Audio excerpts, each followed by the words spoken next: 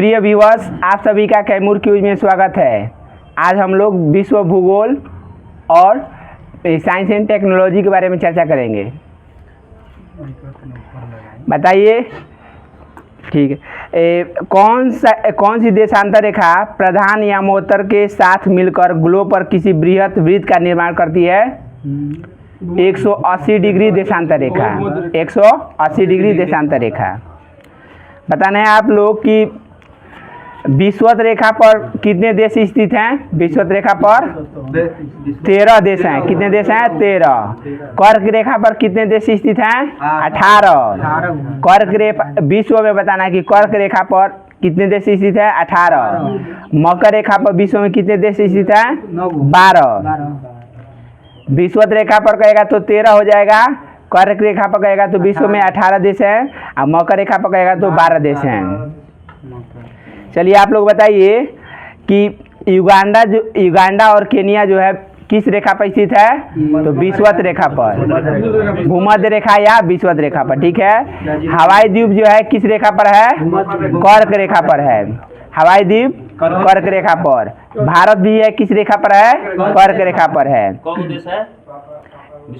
विषुवत रेखा पर जो है 13 देश है, कर्क रेखा पर 18 देश और मकर रेखा पर 12 देश हैं। बताइए कि टोंगा जो है किस रेखा पर स्थित है? टोंगा मकर रेखा पर हो जाएगा। टोंगा हो जाएगा मोजाम्बिक, ऑस्ट्रेलिया, ये सारे मकर रेखा पर हैं। बताइए कि अंतर्राष्ट्रीय तिथि रेखा के सबसे निकट कौन सा जलडमरू मध्य स्थित है? बेरिंग जलडमरू मध्य।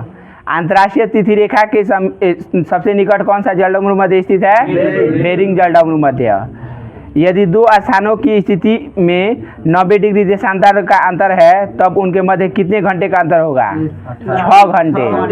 अगर 90 डिग्री देशांतर का अंतर होगा तो उनके मध्य 6 घंटे का अंतर होगा। मिस्र के राजधानी काहिरा का स्थानीय मानक समय ग्रीनविच से 2 घंटा आगे है तो वह किस देशांतर पर स्थित होगा? 30 डिग्री पूर्वी देशांतर। मिस्र के राजधानी काहिरा का स्थानीय समय ग्रीनविच से 2 घंटा आगे है तो वह किस देशांतर रेखा पर स्थित है? 30 डिग्री पूर्वी देशांतर। जब 82.5 डिग्री पूर्व देशांतर पर मध्याह्न हो तब किस देशांतर रेखा पर सुबह के 6:30 बजे होंगे? 0 डिग्री लाइन पर, विषुवत रेखा पर। ठीक है। जब 82.5 डिग्री पूर्वी देशांतर पर मध्याह्न हो तब किस देशांतर रेखा पर सुबह 6:30 बजेंगे? 0 डिग्री लाइन पर। ठीक है, 0 डिग्री देशांतर पर। नेक्स्ट बताना है कि पृथ्वी की उत्पत्ति गैसों और धूल के कणों से हुई है, यह किस विद्वान ने कहा था? ओ स्मिथ ने। पृथ्वी की उत्पत्ति गैसों और धूल के कणों से हुई है, यह किस वैज्ञानिक विद्वान ने कहा था? ओ स्मिथ ने। पृथ्वी की आयु निर्धारित करने में किस विधि का प्रयोग करते हैं? यूरेनियम डेटिंग विधि।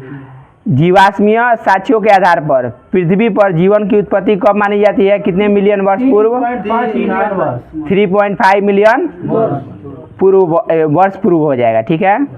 विश्व को कितने समय कटिबंधों में विभाजित किया गया है? टाइम जोन में तो 24 टाइम जोन में, 24 समय कटिबंध में। नेक्स्ट बताना है कि विषुवत रेखा सहित कुल अक्षांशों की संख्या कितनी है? 181। 90 इधर हो जाएगा 0 डिग्री से, 90 इधर प्लस 0 डिग्री मिलाएगा तो 181 हो जाएगा। ठीक है। चलिए बताइए कि 0 डिग्री देशांतर रेखा द्वारा अंतर्राष्ट्रीय मानक समय का निर्धारण किया जाता है। यह देशांतर रेखा किन किन देशों से होकर गुजरेगी? तो 9 देशों से होकर गुजरती है। पहला United Kingdom, France, Spain, Algeria. Stop कीजिए, स्टॉप। नेक्स्ट बताना है 0 डिग्री रेखा पर अंतर्राष्ट्रीय मानक समय का निर्धारण किया जाता है। यह रेखा जो है निम्न देशों से होकर गुजरती है। 9 देशों से United Kingdom, France, Spain, Algeria, Mali, Burkina Faso, Togo, Ghana और अंटार्कटिका। नेक्स्ट आप लोग को बताना है जीवाश्म रहित चट्टानें कौन सी होती हैं? जिसमें जीवाश्म होता है तो आग्नेय चट्टानें। जीवाश्म रहित चट्टानें कहेगा तो आग्नेय चट्टान। बताना कि आग्नेय चट्टानों के रूपांतरण से निर्मित शैल है। ग्रेनाइट से कौन सा सेल निर्मित होता है? नीस हो जाएगा, ग्रेनाइट से नीस। और बेसाल्ट से कहेगा तो सिस्ट हो जाएगा। अब बेसाल्ट से और है एम्फीबोलाइट, सिस्ट और एम्फीबोलाइट दोनों होता है। चलिए, अवसादी चट्टानों के रूपांतरण से निर्मित शैलें हैं। बालू का जो पत्थर है यानी कि सैंडस्टोन से क्या निर्मित होगा? क्वार्टजाइट। और नेक्स्ट है चूना पत्थर या डोलोमाइट से क्या बनेगा? संगमरमर, संगमरमर। और बिटुमिनस कोयला से क्या बनेगा? ग्रेफाइट और हीरा। यानी कि इससे रूपांतरण से क्या बनेगा? ग्रेफाइट और हीरा, बिटुमिनस कोयला से। हम लोग जो घरों में उपयोग करते हैं वह कौन सा कोयला है? बिटुमिनस कोयला रहता है। यानी कि जो घरेलू कार्यों में होता है बिटुमिनस कोयला। और बड़े बड़े कारखानों में जो होता है वह एंथ्रासाइट यानी कि उच्च कोटि का कोयला का प्रयोग किया जाता है। ठीक है, बताइए कि संगमरमर किस चट्टान का उदाहरण है? रूपांतरित चट्टान या कयांतरित चट्टान? हाँ, दोनों सेम है। सर्वाधिक कठोर चट्टानें कौन सी होती हैं? रूपांतरित चट्टानें। सर्वाधिक कठोर चट्टानें कौन सी होती हैं? रूपांतरित चट्टानें। पृथ्वी के अंदर पिघले पदार्थ को क्या कहा जाता है? मैग्मा कहा जाता है। पृथ्वी के अंदर पिघले पदार्थ को क्या कहते हैं? मैग्मा।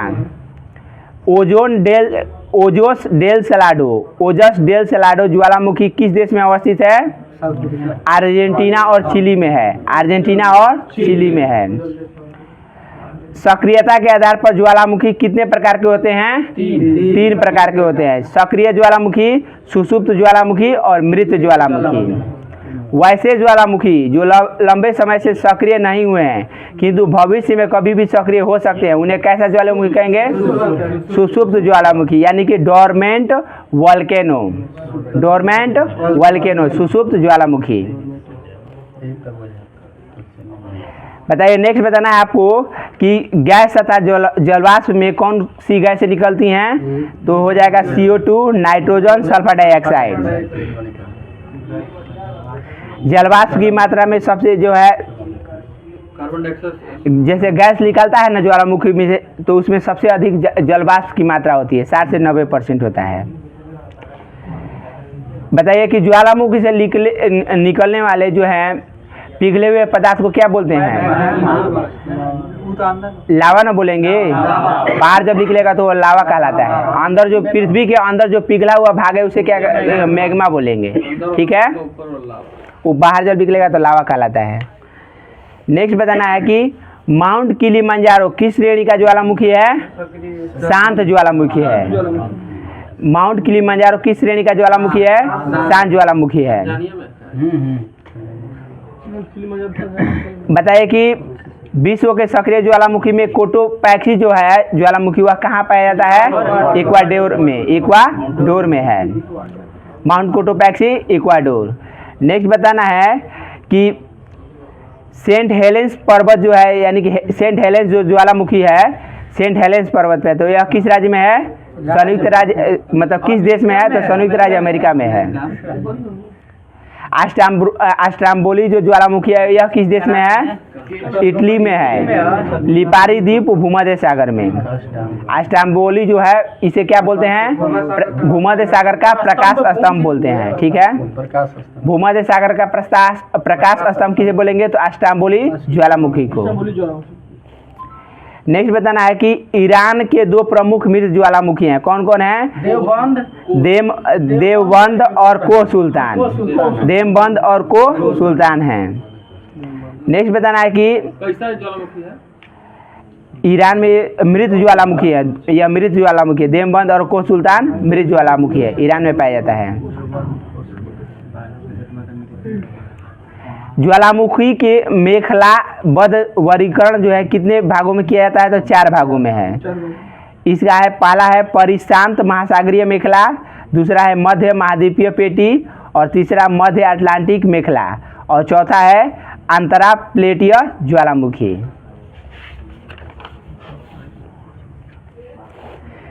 चलिए, बताना है आप लोगों को कि भूकंप के प्रमुख कारण क्या क्या हैं? ज्वालामुखी की क्रिया पहला हो जाएगा आपको, ज्वालामुखी जब फटता है तो भूकंप आने का कारण है। दूसरा है प्लेट विवर्तनिक क्रिया, प्लेट विवर्तनिक क्रिया। और तीसरा है समस्थितिक समायोजन या भू संतुलन। और चौथा है प्रत्यास्था पुनश्चलन क्रिया। और एक ठो है भ्रंश या स्पीडन की क्रिया। चलिए बताइए कि प्राथमिक एवं लंबवत तरंगे किसे कहते हैं? पी यानी प्राइमरी तरंग को। प्राथमिक एवं लंबवत तरंगे कहते हैं पी तरंग को यानी प्राइमरी तरंग को। नेक्स्ट है अनुप्रस्थ एवं गौण तरंगे किसे कहेंगे? तो एस तरंग को यानी कि सेकेंडरी वेव्स को। नेक्स्ट है बताना है आपको कि भारत ने विश्व की सबसे आधुनिक सुनामी चेतावनी प्रणाली कब प्रारंभ किया था? 2007 ईस्वी में। भारत ने विश्व की सबसे आधुनिक सुनामी चेतावनी प्रणाली कब प्रारंभ किया? 2007 ईस्वी में, अक्टूबर 2007 में। भारतीय राष्ट्रीय महासागर सूचना सेवा केंद्र कहाँ स्थापित किया गया है? हैदराबाद, तेलंगाना। भारतीय राष्ट्रीय महासागर सूचना सेवा केंद्र कहाँ स्थापित किया गया है? हैदराबाद, तेलंगाना। सर्वप्रथम किस स्थान पर भूकंपीय तरंगे अनुभव की जाती हैं? भूकंप केंद्र पर, वही अधिकेंद्र ईपी सेंटर होता है। सर्वप्रथम किस स्थान पर भूकंपीय तरंगे अनुभव की जाती हैं? भूकंप केंद्र पर। नेक्स्ट बताना है किस स्थान को विश्व की भूकंप राजधानी कहा जाता है? यह प्रशांत पेटीय क्षेत्र सही है, लेकिन इसमें पर्क फील्ड और कैलिफोर्निया कहा जाता है। किस स्थान को विश्व की भूकंप राजधानी कहा जाता है? तो पर्क फील्ड और कैलिफोर्निया को। भूकंप के जो देखिए भूकंप के प्रकार है प्लेट विवर्तनिक के अनुसार। इसमें छिछले केंद्र वाले भूकंप जो है कितने किलोमीटर तक आते हैं? तो 0 से 35 किलोमीटर तक। जो छिछला केंद्र है वहाँ पर 0 से 35 किलोमीटर तक आएंगे। और मध्य केंद्र में जो भूकंप आता है 35 से लेकर 75 या 100 किलोमीटर तक आता है। और गहन केंद्र कहेगा तो 100 से 350 किलोमीटर। और लास्ट में पातालीय केंद्र वाले भूकंप जो है 350 से 700 किलोमीटर तक।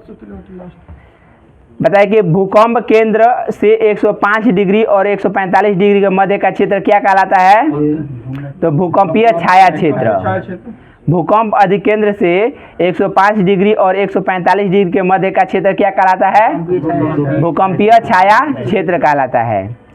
नेक्स्ट आप लोग को बताना है कि प्लेट विवर्तनिकी क्रिया के कारण भारतीय उपमहाद्वीप का कौन सा प्रदेश भूकंप ग्रहणशील क्षेत्र है?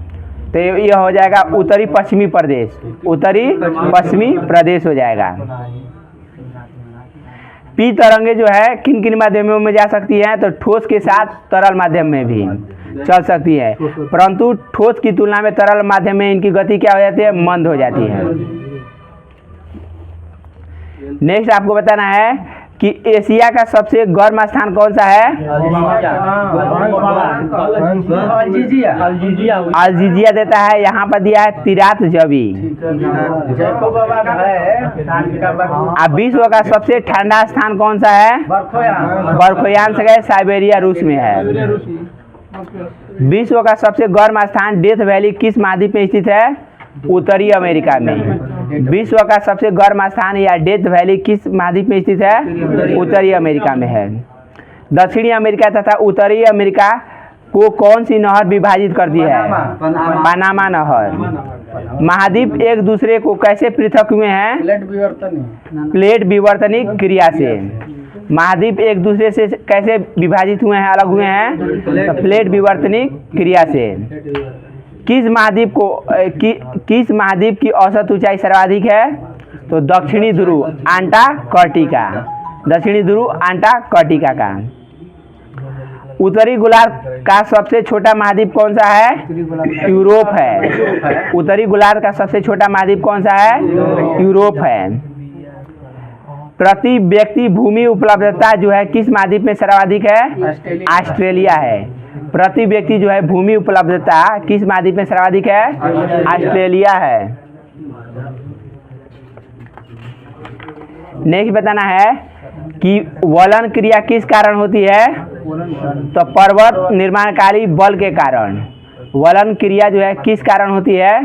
तो पर्वत निर्माणकारी बल के कारण। एंडीज पर्वत श्रेणी किस महाद्वीप में स्थित है? दक्षिणी अमेरिका में है।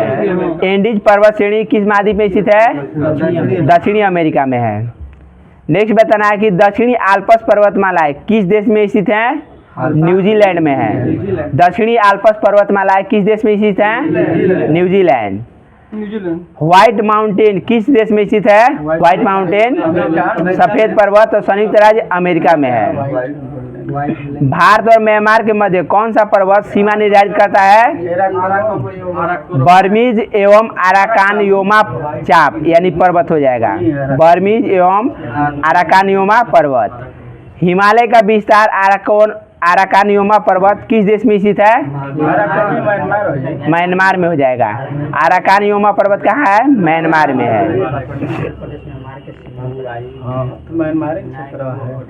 स्पेन और फ्रांस के मध्य कौन सा पर्वत सीमा रेखा बनाता है? पिरेनीज पर्वत। स्पेन और फ्रांस के मध्य कौन सा पर्वत सीमा रेखा बनाता है? पिरेनीज पर्वत। नेक्स्ट बताना है कि विश्व का सबसे बड़ा मरुस्थल कौन सा है? सहारा है, जो कि उत्तरी अफ्रीका में है। विश्व का सर्वाधिक जनसंख्या वाला मरुस्थल थार मरुस्थल भारत के राजस्थान में, ठीक है, और पाकिस्तान में भी पड़ता है। तो पाकिस्तान में जो थार मरुस्थल का भाग पड़ता है उसे किस नाम से जानते हैं? चोलिस्तान। क्या बोलते हैं? चोलिस्तान। गोबी मरुस्थल किस देश में स्थित है?